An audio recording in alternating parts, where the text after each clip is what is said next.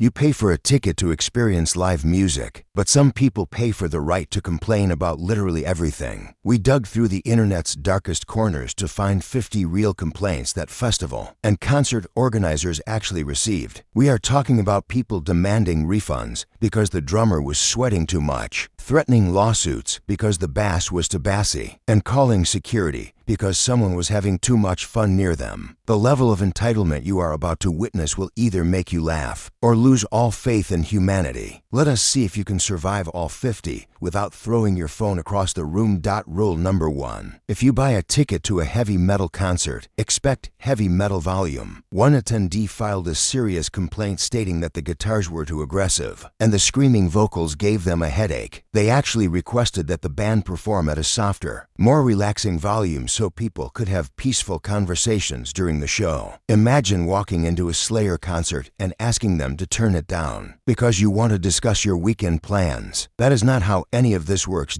Rule number 2. Outdoor festivals happen outside, which means weather is part of the deal. One festival goer demanded a complete refund because it rained for 2 hours during a 3-day event. They claimed the organizers were negligent for not preventing precipitation and suggested they should have built a giant roof over the entire festival grounds. Unless these organizers have a direct phone line to the clouds, I am pretty sure rain control is not in their job description. Rule number 3. Concert crowds contain tall people. This is not a conspiracy, yet one woman filed a formal grievance because the man standing in front of her was over 6 feet tall and she could not see the stage. She demanded that security remove him from the area or force him to watch the show on his knees. She was not upset about a hat or a sign. She was genuinely offended by his genetics. Have you ever been so frustrated that you tried to make human height a punishable offense? Rule number 4. Festival food comes from food trucks, not Michelin star restaurants. One attendee wrote a 3-page complaint because their $12 nachos were not artisanally crafted to their exact specifications. They claimed the cheese was the wrong shade of orange and the portion size was insulting for someone of their appetite. Sir, you are eating from a truck in a parking lot. Adjust your expectations accordingly. Rule number 5. Standing at concerts is completely normal behavior. However, one patron demanded a refund because the people around them kept standing up during exciting moments. They argued that they paid for a seat, which means they should be able to sit comfortably while everyone else remains perfectly still. They essentially wanted a rock concert to have the energy of a library. Are you the type to stand and dance, or do you judge everyone who does? Rule number 6. Mosh pits are voluntary zones of controlled chaos. One man ran directly into a circle pit, got pushed around, and then filed a police report for assault. He claimed nobody warned him that a mosh pit involved physical contact with other human beings. He genuinely thought it was some kind of interpretive dance circle where everyone would politely avoid touching each other. The sheer lack of research before diving in is almost impressive.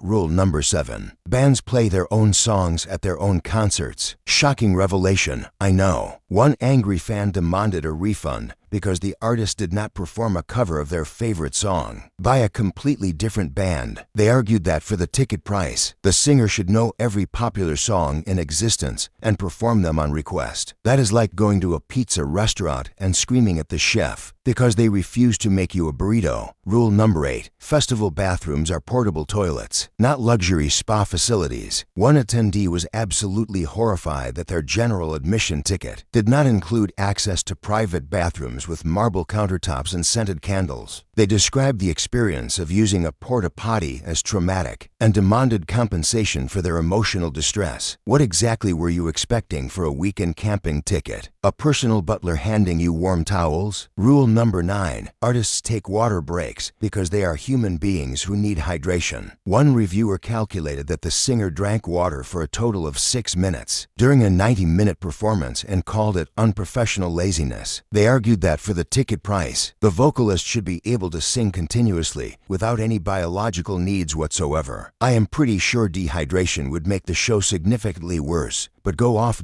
Rule number 10. Concerts end at night because that is when headliners perform. One parent complained that the main act did not start until 9 in the evening, which was past their bedtime. They demanded the schedule be rearranged so the biggest band would play at 4 in the afternoon, and everyone could be home for dinner. They genuinely thought an entire festival timeline should revolve around their personal sleep schedule. Rule number 11. Crowd members sing along at concerts because that is how shared musical experiences work. However, one attendee demanded a refund because the people around them were singing too loudly and off-key. They claimed they paid to hear the professional artist, not the enthusiastic amateurs surrounding them. They actually suggested that security should patrol the venue and silence anyone caught singing along to the chorus. Have you ever been at a concert where the crowd singing ruined your experience? Or do you think that is the whole point? Rule number 12. Dust exists in dusty locations. One festival goer who attended an event in the middle of a dessert sent an invoice to the organizers for their dry cleaning bill. They claimed their designer outfit was ruined because nobody warned them that a dessert environment might contain dirt particles. They suggested the entire venue should have been vacuumed or covered in protective plastic before guests arrived. Rule number 13. Encores are a theatrical tradition where bands pretend to leave and then come back. One man took the fake goodbye literally, stormed out immediately, and then discovered the band played 3 more songs. He filed a formal complaint for false advertising, claiming he was emotionally manipulated by the band saying goodnight when they actually planned to return. I bet this guy is really fun at surprise parties. Rule number 14. Bass frequencies are designed to be felt in your chest. That is literally the point of a subwoofer. However, a neighbor living near a festival venue called the police claiming the bass vibrations were physically pushing him around his living room. He wanted the sound engineer arrested for assault. While loud bass is annoying for neighbors, claiming it committed battery against you is a creative legal strategy. Rule number 15. Festivals held in forests contain insects because that is where insects live. One attendee demanded reimbursement for bug spray because the event website did not explicitly warn them that mosquitoes exist in outdoor wooded areas. They wanted the organizers to exterminate every flying creature within a 5-mile radius before opening the gates. Do you think festivals should come with a warning that nature contains nature? Rule number 16. Beach festivals contain sand because beaches are made of sand. One patron filed a grievance stating that sand got into their shoes, their food, and their bag, completely ruining their experience. They suggested the organizers should have covered the entire beach with carpet or artificial turf to create a more civilized environment. Imagine the logistics of carpeting an entire coastline just so one person can avoid shaking out their sneakers. Rule number 17. Popular artists attract large crowds. This is how popularity works. One reviewer left a 1-star rating for a stadium tour because there were too many people present. They claimed the sheer number of humans ruined their vibe and made them anxious. While anxiety is real, complaining that a famous band drew a big audience is like complaining that water is wet. If you want a private concert, start saving for a very expensive birthday party. Rule number 18. Rock stars age over time because that is how time works. One fan complained that their childhood idol from the 70s had gray hair and wrinkles, which ruined their nostalgic fantasy. They argued the promoter should have used holograms or archival footage instead of letting the actual human being perform live on stage. Imagine being offended that a 70-year-old man looks like a 70-year-old man. Rule number 19. VIP tickets mean slightly better amenities, not backstage friendship with the band. One attendee who purchased a VIP package was furious that they were not invited to hang out in the dressing room with the artists. They assumed very important person meant they were now part of the band's inner circle and deserved personal access. They genuinely thought a $100 upgrade made them a member of the entourage. Do you think VIP packages are worth it, or are they just expensive bathroom passes? Rule number 20. Light shows at electronic music events are supposed to be bright and flashy. One attendee complained that the lasers and strobes were too distracting and made it difficult to focus on the DJ standing behind the equipment. They suggested the lighting technician should dim everything down to create a more relaxing lounge atmosphere. You came to a rave and expected mood lighting? Read the room. Rule number 21. Security checkpoints exist for safety reasons. One man was outraged when guards confiscated his glass bottle of wine at the gate. He claimed it was his emotional support vintage and he could not enjoy the jazz festival without his specific Cabernet. When security offered to pour it into a plastic cup, he refused, saying plastic would ruin the flavor profile. Sir, you are standing in a field surrounded by porta potties. The flavor profile is already compromised. Rule number 22. Free water at festivals is tap water because that is what free water is. One woman wrote a scathing email because the complimentary hydration stations did not offer premium imported spring water. She stated she does not drink peasant water and expected chilled bottles of brand name beverages to be handed to her personally. Entitlement really does taste different when you are thirsty and the only option is completely free. Rule number 23. Sound travels slower than light. This is basic physics. One man standing at the very back of a massive stadium complained that the audio was slightly delayed compared to the video screens. He demanded the engineers sync up reality so his experience would be seamless. From the nosebleed section, he was essentially asking the sound crew to break the fundamental laws of the universe just for his personal convenience. Rule number 24. Live performances differ from studio recordings because that is what makes them live. One purist was furious that the guitarist played a solo differently than the original album version. From 1985, they called it unprofessional and demanded the band learn to play their own songs correctly. They basically wanted to pay concert ticket prices to listen to a CD player. Do you prefer exact replicas of the album, or do you enjoy when bands improvise live? Rule number 25. Bands sometimes make geographic mistakes when touring constantly. One fan in Detroit was deeply offended when the lead singer accidentally yelled "Hello Cleveland" between songs. They demanded an official public apology for the mix-up and claimed the error caused them severe emotional distress. It was an honest slip by an exhausted traveler, but this fan acted like the singer had personally insulted their entire family history. Rule number 26. Merchandise lines require time management decisions. One fan chose to wait in the shirt line during the headliner set and missed the first 5 songs. Instead of accepting responsibility, they blamed the band and demanded the concert should have paused until the merchandise queue cleared. Imagine an entire stadium sitting in silence just so one person can buy a hoodie without missing anything.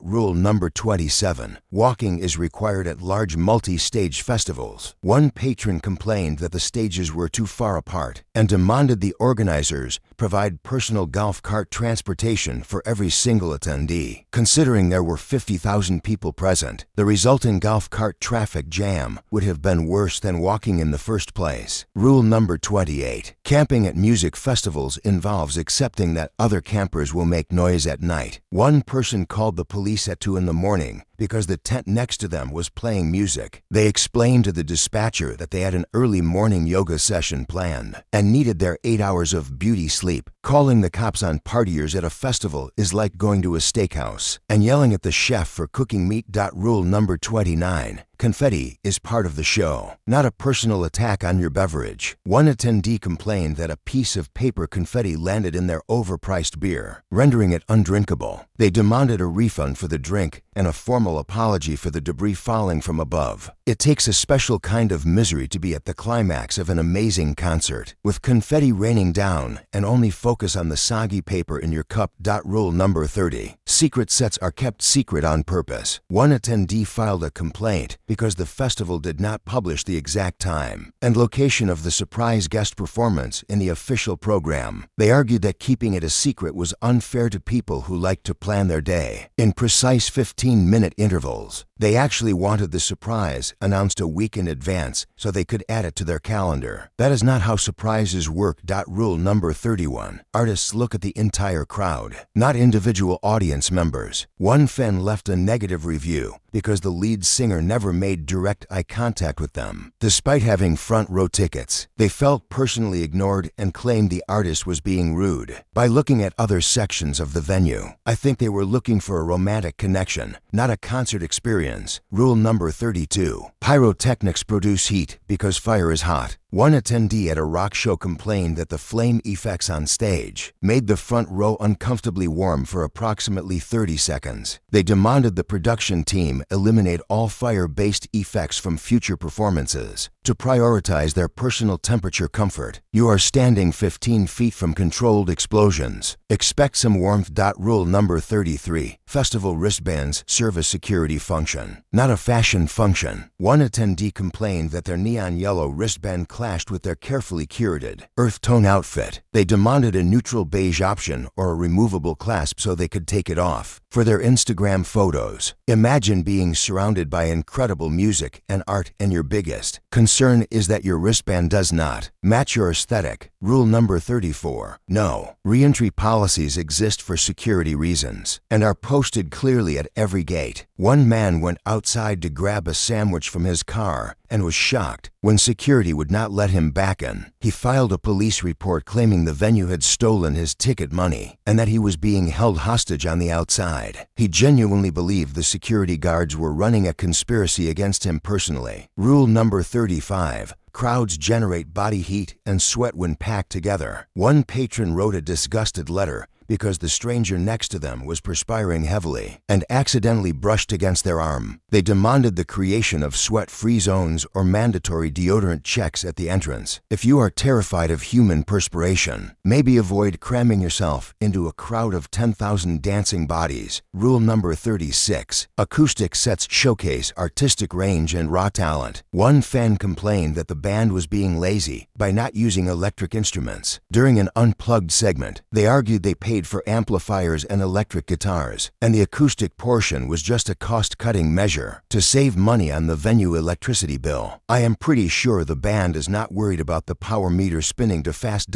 Rule number 37. Crowd surfing involves physical support from strangers who may or may not catch you. One man who was dropped during a crowd surf filed a complaint against the lead singer personally. He claimed the vocalist should have warned the audience to build upper body strength before encouraging people to jump. He essentially wanted the band to be legally liable for gravity. Rule number 38. Parents are responsible for knowing what content their children will be exposed to. One mother brought her 10-year-old child to a hardcore rap concert and then filed a formal complaint about the explicit lyrics. She demanded the artist should have performed a clean radio edit version of their entire catalog, specifically for the children who might be present. Lady, the albums have giant parental advisory stickers on the cover. This outcome was predictable. Rule number 39. Electronic dance music festivals feature electronic dance music. One confused attendee left a furious review complaining that there were too many computers and not enough real instruments. They were genuinely upset about the lack of drum kits and guitars at an event dedicated entirely to synthesized beats. That is like walking into an aquarium and complaining about all the fish.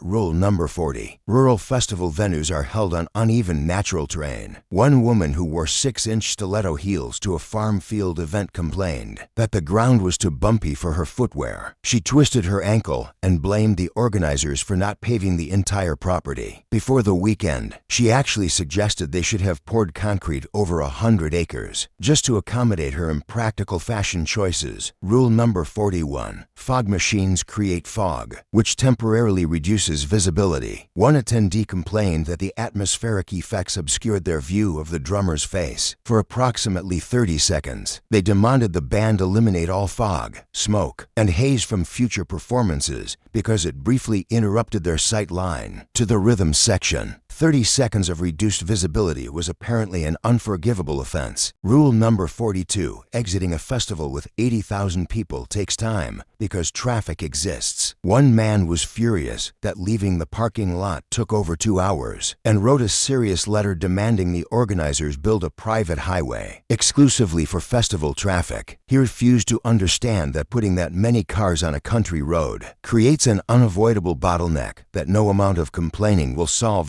Rule number 43. Beverage supplies can run out at multi-day events. When a festival ran out of a specific brand of cheap light beer on the final day, one attendee claimed he was medically allergic to all other beer brands. He demanded the organizers arrange a helicopter delivery to restock his preferred beverage immediately. When the bartender suggested water, he threatened to sue the venue for forcing him into sobriety. Rule number 44. Sound checks happen before shows and sometimes overlap with early entry. One fan who arrived right at gate opening complained that hearing the band practice ruined the surprise of the setlist. They wanted the musicians to perform a silent sound check, which is physically impossible unless everyone is just pretending to play. Do you like catching the sound check, or does it actually spoil the magic? Rule number 45. Staff members are allowed to be friendly and professional. A goth festival attendee filed a complaint stating the security guards were smiling too much, which ruined the dark and gloomy aesthetic of the event. They demanded the staff be instructed to look miserable and frown at everyone to match the depressing vibe of the music. Imagine being upset because people are being nice to you. Rule number 46. Encores sometimes extend the show beyond the scheduled time. One punctual patron complained that the band played for an extra 30 minutes, causing them to miss their train home. They argued the concert should end precisely on schedule, regardless of how much fun everyone else was having. They wanted the rock star to punch a time clock like a factory worker, so their commute would not be disrupted. Rule number 47. Bands release new music and want to perform it live. One fan wrote a scathing review because their favorite legacy act played for new songs during a 2-hour set. They called it a betrayal and demanded the band only perform material recorded before 1990. If you only want the greatest hits, just stay home and listen to the compilation album on repeat. Rule number 48. Live performances contain minor imperfections because humans are performing them. One audience member recorded the show and sent it to the record label, pointing out 3 specific mistakes the drummer made. He demanded a partial refund for the flawed performance and offered his own drumming services as a replacement for the next tour. The confidence required to try and steal a job from a professional musician via customer service email is almost admirable. Rule number 49. Birthday signs do not guarantee personal acknowledgement from the artist. One girl held up a neon sign saying it was her birthday for 2 hours and was devastated when the singer did not stop the stadium show to sing happy birthday to her specifically. She called the performer a dream crusher and demanded a personalized video apology. Imagine thinking a tour with 50,000 attendees is actually your private birthday celebration. Rule number 50. The wall of death is a violent mosh pit tradition, not a gentle group hug. One attendee voluntarily ran into the collision zone and then filed a medical claim for his resulting bruises. He stated nobody explicitly warned him that intentionally slamming into other people at high speed might cause minor injuries. He thought it was some kind of interpretive dance experience rather than exactly what the name suggests.